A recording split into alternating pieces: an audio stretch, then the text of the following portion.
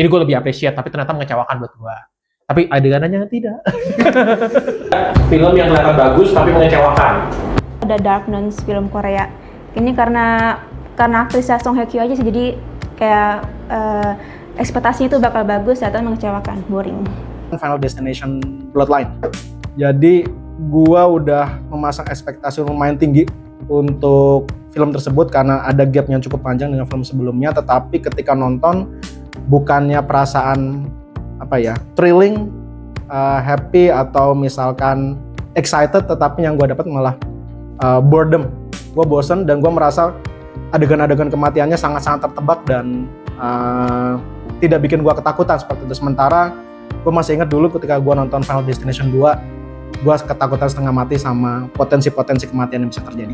Aku kepikirannya Lilo and Stitch yang live action, karena pas nonton tuh aku kayak nangis gitu-gitu, cuman kayak pas lihat endingnya kayak, Lilonya di give up dan negara tuh kayak nggak sesuai dengan animasinya gitu sih.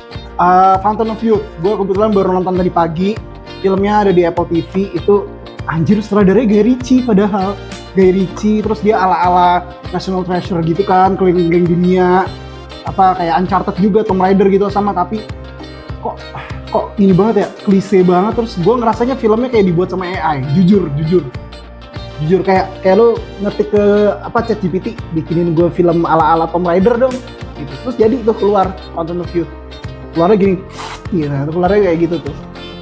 Oke?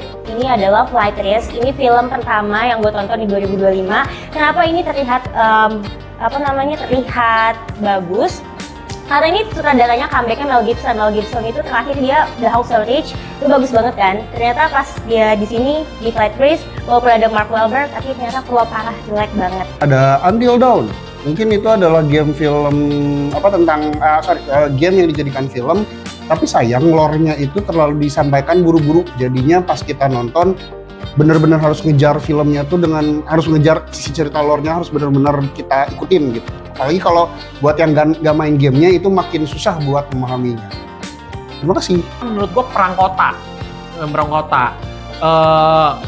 Meskipun gue nonton karena banyak yang bilang adegannya lebih ke perang ranjang ya, cuma tapi ternyata sinematografinya oke, artistik oke, tapi mereka tuh lupa sama satu hal, cara storytellingnya mereka lupa gitu.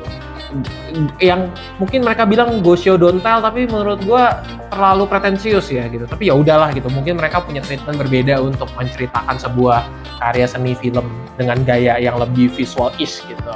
Jadi gue lebih appreciate, tapi ternyata mengecewakan buat gua. Tapi adeganannya tidak.